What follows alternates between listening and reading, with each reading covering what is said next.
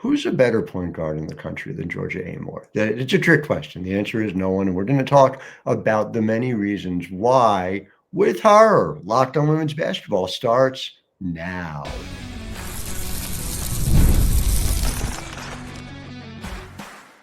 You are Locked On Women's Basketball, your daily podcast on women's basketball. Part of the Locked On Podcast Network, your team every day.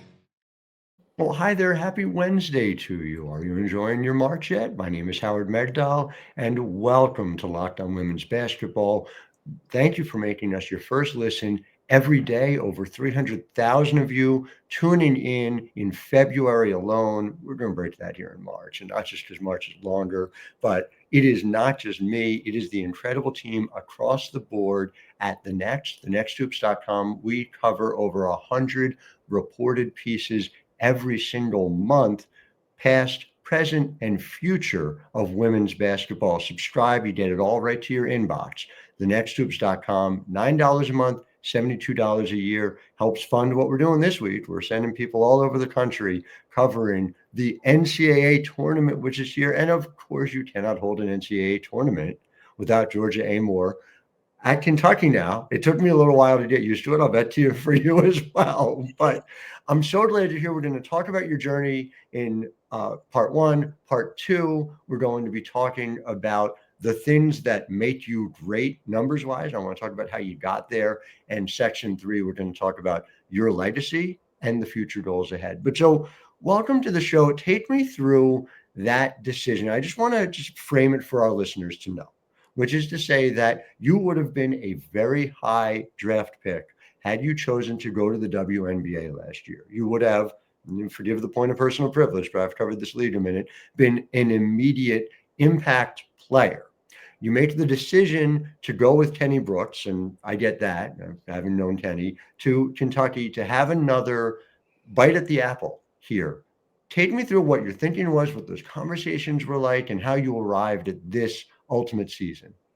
Yeah, I think as soon as I heard that he got the job, it kind of sparked a little interest in me. Obviously, as you said, I was at a position where I was, kind of making my decision. But I think ultimately, number one, he has just improved me as a player immensely. Like, I knew that I was going to get another year of player development one-on-one. And you can never get enough of that. You never just content at a level. So I knew that was appealing. But for me, he's in the SEC. He's joined a team that was not really that great. Had a chance to, be slotted right in there and just make an immediate impact. I had a chance to prove my leadership and to take on this massive challenge of gelling like 12, 13 new girls together.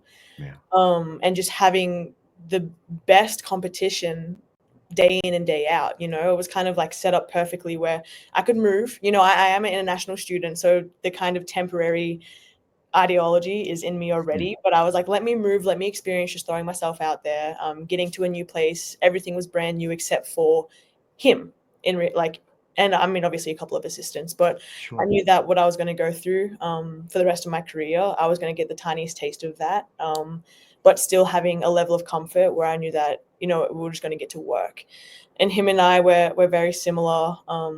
We backed ourselves, we trusted ourselves. And, even throughout the year, we knew we were going to have a good year, just didn't know how good, how hard it was going to be. Unsure. I think we realized how big the jump was when we got here. But, you're in it now. It was the best decision. And I think it did so well for me to not like prove some more, but just be like, no, I can do this. I've done this. I've gone to this new team. I've taken it to levels it's never seen before. And I've improved myself in various aspects of my game. So it was the best decision. And just to make the point that you made delicately, and I'll just point it out a little bit more, Kentucky won 22 games this year, won 24 combined the 2 years previously. So just, the Georgia Amoore effect for those who are looking to how to quantify it. I do wonder those conversations with Kenny, like you hear he gets the job. Is he recruiting all over again? Is he waiting to hear from you? And where were you sort of when you called him or told him that you were making this decision to join him? Yeah, he let me. Like, the one thing about him is like we've gone through so much that he was going to let me make this decision. You know, there was no pressure. It's not like he recruited me and did all the like little extra stuff. No, like he let me make this decision. And in doing that, I knew that regardless of the decision I made, he was still going to appreciate me and love me. Like it wasn't like a this or that situation. So that obviously gave me the freedom to be a bit more relaxed. And eventually when I told him, it was like, all right, next page, let's get to work. Like it was, I think we were just both so excited for something new, something exciting. It's daunting as well, but I think, you know, the desire that we have in the work ethic and the hate to lose, or I think we both said, you know, we just don't want to come here and, you know, have a grace period or a rebuild period. Like we want to make an immediate impact. So it was fun that that's how it ended up being, you know? And what a great thing you get to host. You get to have games this weekend at what's become your adopted home for this year. What was the biggest gain for you just personally out of this year in Lexington? Like what's that been like for you as you're growing as a person? Yeah, I mean, we can start off court. I think Sure. Yeah. just a bunch of new girls, you know, and it's crazy because like talking to them early, like I had played against Tiani, didn't really know her respectfully. She didn't really play much at her previous school. So she slotted into a position where she's relied on. Deja Lawrence comes from a lower level. So I have to help get her comfortable, make her job as easy as possible. Clara Stratt goes from being a freshman who played behind an All-American to defensive player of the year and someone that we rely on heavily. So it was like my leadership just had to take the next level. Like I'm really the only one that knew, like if he's mumbling or whispering something, I can dissect it and translate it and tell the girls what he's saying. Or, you know, when he's coaching on the sideline and maybe he'll say a play, but he'll say it like this in a crowd of 8,000 people. And somehow, some way, my ears are turned on and I can hear it, you know? So I think just getting them all on the same page was the biggest thing. But even for myself, like I spent 4 years obviously at Tech, and I was comfortable. I was comfortable with Blacksburg. It's a small place. I was comfortable with my routine. So coming here, having to, you know, learn a new city, learn how the school works, because mind you, as much as it sucks, I'm still a student and I have to get used to all of that. So I think just throwing myself into a situation and figuring it out as I go, it helped me. It helped my perspective, I think, you know, being so positive and enjoying it. Like I really placed an emphasis this year on trying to enjoy every single thing because not only is it new, it's my last. It's guaranteed my last. Right, right. And so to that end, what are little things you've been able to do as you kind of pass these checkpoints, right? Where it's, it's the last regular season game, it's the last conference tournament game, what are some things you do to allow yourself to make sure you take that extra moment and you celebrate what you've accomplished? Yeah, I like to do it after the fact, like after senior night, after having as many wins, after finishing our season at South Carolina, after losing, you know, first round SEC tournament. Like it sucks when you have those moments, but it's, I think, a lot of reflection. Like going into it, like I'm not one that gets worked up. I'm like, oh my gosh, it's my last NCAA tournament. Like I'm not thinking like that. It's okay. We can tackle this head on. I'm confident. We're feeling good. You know, this is a great opportunity for us. And then whenever that last game is, I'll be able to sit back and reflect and, you know, appreciate everything. Sure. Yeah.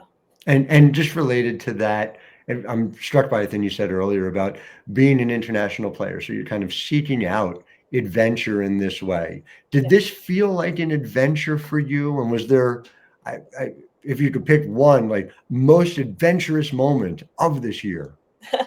Yeah, I mean, since freshman year, I've kind of looked at this like studying abroad. You know, I am studying overseas, but the style of play is just like a little different than what I was used to at home. So it's, I knew that I was going to love it. I knew that I was going to take advantage of it and make the most of it because my whole mindset is if I'm not giving 110% over here, then I could literally just be home chilling with my family, you know, sacrificed a lot. So I'm going to be here. I'm going to put in 110%. I'm going to make the most of where my feet are.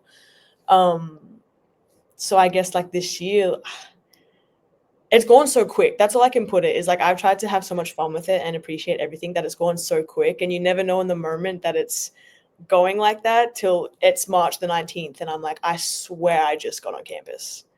It's amazing how fast life goes in general. I remember you as a freshman too, so it's been an incredible legacy, which we're going to get into a lot more to talk about with Georgia Amoore back in segment 2. But first, Locked On Women's Basketball is brought to you by Prize Picks. And Prize Picks gives you the opportunity to play daily fantasy sports, not just women's basketball. They have men's basketball too. Apparently, there's a league called the NBA where men play. That's good. Obviously, you can watch that in between women's basketball games. And when you do, use Prize Picks. More or less on at least 2-player projections, you can win up to 1,000 times your cash. Easy to use, available in over 30 states, and lets you mix and match projections even across different sports. So download the app today and use code LOCKEDONNBA to get $50 instantly after you play your first $5 lineup. That's code LOCKEDONNBA for $50 instantly after you play your first $5 lineup. Prize Picks, run your game. Locked On Women's Basketball also brought to you by Hungry Root. Now, if you have time to grocery shop and meal plan, I am delighted for you, but not me, not a women's basketball journalist here in March. I do not have the time. Thank goodness I do have Hungry Root. Hungry Root is like having a personal shopper and a nutritionist all in one. They take care of grocery shopping, recommending meals and groceries based upon tastes and health goals, and it's all ready once you get that meal in 15 minutes or less. You're going to love Hungry Root as much as I do. Now get 40% off your first box and a free item in every box for life just by going to hungryroot.com/LockedOnNBA and use code LockedOnNBA. That's hungryroot.com/LockedOnNBA, code LockedOnNBA to get 40% off your first box and a free item of your choice for life. Don't miss out. Back here in segment 2 with Georgia Amoore, and we're going to get nerdy. I warned her about this off the air before we got into this, but here in year 5, you talked about this player development, and I'm really curious where the rubber hits the road on these kinds of numbers. So there's the one I want to start with is the biggest myth about you as a player. So you're 5'6", correct? That's what we'd say. Okay. So, 5'6". How is she going to finish at the rim? She is better than 69% at the rim finishing. This is something you've always done well. It seems like you have, and not just seems, the numbers indicated, have reached another level with it. How did you get there? And is that the biggest myth about you? I mean, this year, you hear it, you go to the SEC and they're like the defense, the athletes, and yeah, it's totally true. This summer worked on my finishes. I have to be a little bit more creative. My pace has to be different. Maybe it's 1-foot finishes, maybe it's a Euro, maybe it's a slight hesitation. You have to get creative with your finishes, right? Another thing about me, though, is when I like to drive, just as much as I like to finish, I like to dish. So it kind of puts that, hesitation in a defender's mind. And I think where my game has excelled, especially this year, is reading that defense and manipulating it. I see it a step ahead. So if I know I want to go get a layup, I'm already figuring out a plan in my head to make that layup as easy as possible. It's a jump of about 10% in terms of efficiency. So you went from, again, and this was the point, and WNBA talent evaluators I spoke to noted it as well, which is to say that you were already solid as a finisher, but now that becomes a carrying tool at the next level. You already had arguably the best mid-range in the game, and you were deadly from beyond the arc. Being that true 3-level scorer, like, you're right. We're not even talking about the kick portion, and we'll get to that in a moment. But just, how much pride do you take in the fact that anywhere on the court, you are a weapon? Yeah, a lot. It helps me so much. And it was orchestrated that way. My freshman year, Coach Brooks fixed my shot immediately. Even going into this year, we knew that my mid-range had to evolve even more. Obviously, people know me as a 3-point shooter, so people are going to push out more, let alone being the focal point. Someone's going to be on me at all times. So I think this year, especially catch and shoot threes. Now, you might know the stats. I don't know. I don't think I got very many of them this year compared to off the dribble or my mid-range. Right. So I knew that as soon as I got downhill, and to go back to your point of finishing, if I didn't have that layup or someone overhelped, I knew that the mid-range was going to be a sweet spot. So yeah, it's very much all orchestrated. It obviously has led to, and I know it's sort of hard to separate your ability to find your teammates. Have you found that because you've been able to finish at the rim at an elevated rate, that that drive and kick has been more open, more available because people have to commit? Oh yeah, people panic. They oversell a lot of times. And I'm not even gonna lie. Maybe my sophomore, junior year, Coach Brooks was like Steve Nash. The way he works the baseline, the way he keeps his dribble alive. You're allowed to drive in, keep your dribble alive, and drive back out. Like it doesn't stop once you make that first move. So I took that to heart, and I think that's evident sometimes when I go to score and someone's overhelped, and I can split a defense and find an open shooter. It helps a lot. It also, and again, when I talk about myths, right, you say, all right, oh, well, 5'6", right? Well, you shoot, you have better than a point per possession on catch and shoot guarded shots this year. It's not as if people are able to affect your shot in that way because you have such a quick release. And Mhm. so, is that something, obviously, you talked about this, you worked with Kenny on this as well. Is this something that you've just sort of always prided yourself on? Does that start earlier? I know you've been playing since you're 5. Yeah, so in the Australian program, I had a coach, and his name was Justin Schuler. Mhm. Now he coaches the men's side, but he was like quick release. He was very quick on the trying to get it off as quick as possible. Right. In saying that, though, I don't think my shot was reliable till I got to college. Now I already had a quick release; it was just making it consistent. And Coach Brooks has made it consistent and quicker. Even this year, once again, knowing that people were going to sell out, we kind of concised my shot down a little bit more. So, Mhm. instead of catching it and having to wind it, sometimes I can literally catch it and put it up. You find that especially there's been games where I'm running on the wing. Arkansas, Mississippi State, there was one in Purdue in transition where I literally had to just catch it and put it up from that angle. You have improved guarded to the point that you are actually more efficient guarded than unguarded on catch and shoot options this year. Do you prefer it? Do you like that? Does having somebody coming at you with a hand in your face help your rhythm? I'm just wondering how that happens. I didn't even know that was a thing, so I couldn't even answer that question, but it's kind of cool. It's really cool. It is. And so again, we're talking all of this is the scoring element of it. But the reason I called you the best point guard in the country coming into this is not just the plays you make, but the mistakes you don't make. And already you were among the best, especially primary ball handlers in the country at turnover percentage. You were at 16% last year. It's down to 14.6% this year. I just wonder how you go about practicing for that. Is there anything you can do outside of game speed that allows you to slow the game down the way you clearly have?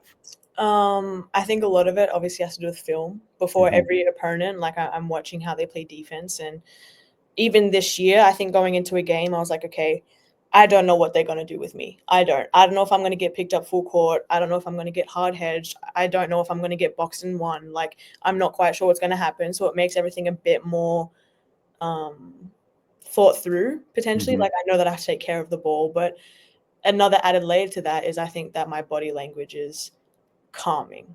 Like, obviously, if I'm getting hounded or turning the ball over and I'm looking frantic, my whole team's going to act like that. And that's a big thing that Coach Brooks taught me from even being younger. Like, being the point guard, you have to be like the cool, calm, collected one. Like, you're bringing the ball up, all eyes are on you, like, including everyone that's watching. Like, you have to be like, fake it till you make it, really. Like, I think a lot of the times early on, I used to have like an internal, like, speed where I would get sped up, and I don't think I get sped up as much now because I believe that I control the pace. I believe that whatever they throw at me, I can figure it out. If it's not that possession, I know the next possession they're probably going to do the same. So I know what's coming. I think just the evolution of the thinking about the possibilities has Yeah. has made a massive jump for me. And it shows obviously in the way you play as well, and your comfort level out there, and that's been the joy of being able to cover you through the years, being able to see that you just seem so at home on the court. So is it fair to say that you feel more at home on the court than off the court at this point? Do you feel like, is it just a different side of your personality? I just wonder how you Yeah. balance that. Um, definitely on the court, it's like I'm someone that needs to do something. I need to do something about it. We have a game that week. Okay, I need to do something about it. Like, so I don't feel before practice, I'm like just itching. I'm like, I need to feel good about what I'm doing. And when I'm in practice and we're going through scenarios or we're walking through plays, like that's where I really do calm down. I think off the court as well, my personality, like I talk a lot, I'm bouncy, like I have a lot of restless energy. And then on the court, it's like you wouldn't, kind of complete opposite, really. Like I still have those bursts of energy, but it looks more control. It looks more like tempo compared to off the court. It's something that people love to see. It's something that's going to make you a destination athlete to watch at the pro level, but there's still more to come. So I want to talk about in segment 3 about your legacy and also just what your goals are here and internationally, because we will not leave this podcast without talking about Team Australia and the role you're going to play. Much more with Georgia Amoore to come here. I'm Howard Megdal. You're listening to Locked On Women's Basketball. But first, Locked On Women's Basketball brought to you by Robinhood. With Robinhood Gold, you can now enjoy the VIP treatment, receiving a 3% IRA match on retirement contributions. The privilege of the very privileged is no longer an exclusive place to be. With Robinhood Gold, your annual IRA contributions are boosted by 3%, plus you get 4% APY on your cash in non-retirement accounts. That's over 8 times the national savings average. The perks of the high net worth are now available for any net worth. The new gold standard here is here with Robinhood Gold. To receive your 3% boost on annual IRA contributions, sign up at robinhood.com/gold. Investing involves risk. Rates subject to change. 3% match requires Robinhood Gold at $5 per month for 1 year from first match. Must keep funds in IRA for 5 years. Go to robinhood.com/boost. Over 8 times the national average savings account. Interest rate claim is based on data from FDIC as of November 18th, 2024. Robinhood Financial LLC, member SIPC. Gold membership is offered by Robinhood Gold LLC. The NCAA tournament is here, and so is the bracket breakdown. Locked On Podcast Network and Amazon Fire TV channels are teaming up to deliver NCAA tournament coverage like never before. Watch studio shows featuring former players and Locked On's local experts as they guide you through every upset, buzzer beater, and bracket matchup. Stream it all for free on Amazon Fire TV channel. Search Bracket Breakdown to see it all for free. It's your team every day.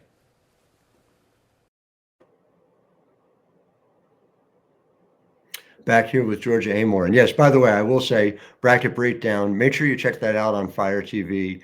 Georgia, I was on that panel, had the chance to sing your praises, talk about what the weekend is ahead for you. And so as you think about it, it's obviously a legacy at multiple schools, what you have built. But what is going to be going through your mind this weekend, playing, these final couple of games in front of the home crowd that is clearly taken to you in a way that anyone could have predicted? Yeah, I mean, it's super cool. I think that giving the ability to host, that's insane. Like, that's really good tournament-wise and internally for the team. It obviously creates an advantage. But just to give the people, what they've been missing out on maybe the past couple of years, it's like Lexington has always been such a basketball-rich, place. And obviously men's side, women's side, they had, their SEC championship. I remember watching that. But aside from that, it was like a fan base that were itching to come and support, and now they can have fun. And, the games, the crowd, it's grown throughout the year.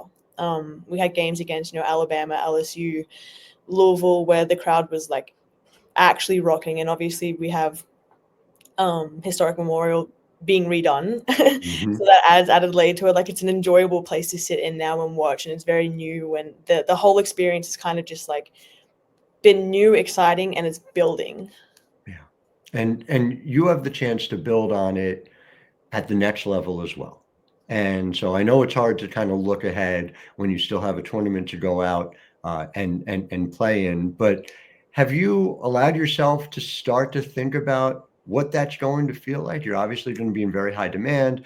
WNBA, I'll put it this way, we'll both be at the draft and it won't be long until your name is read, right? So Like, have you let yourself visualize in that way?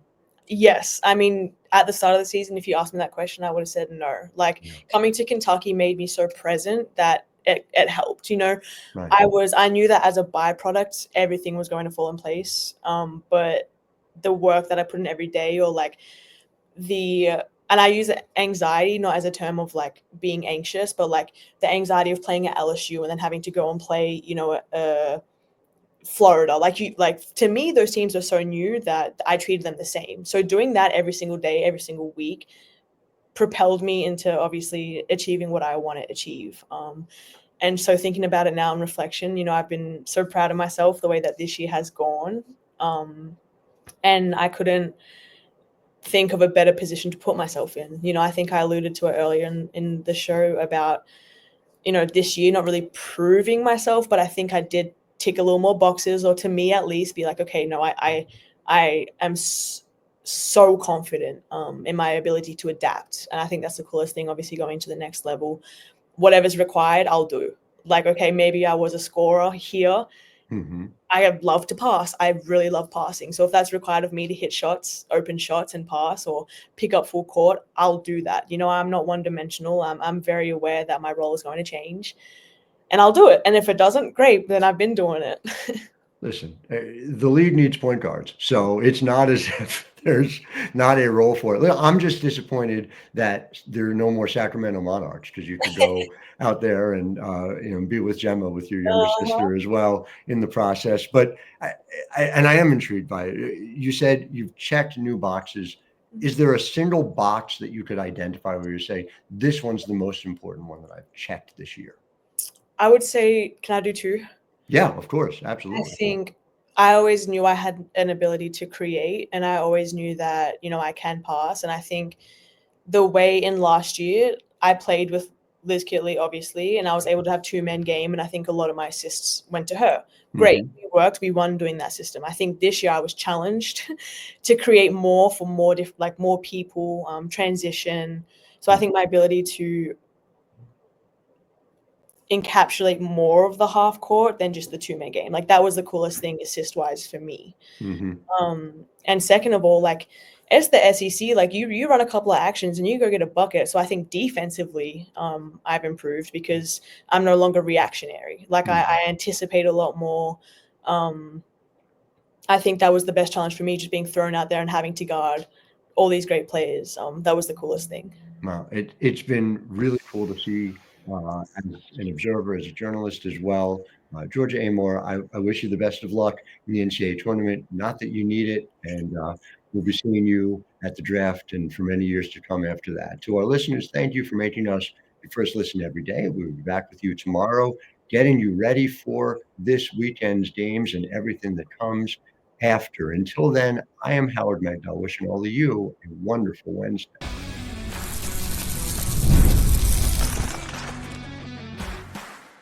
You are Locked On Women's Basketball, your daily podcast on women's basketball. Part of the Locked On Podcast Network, your team every day.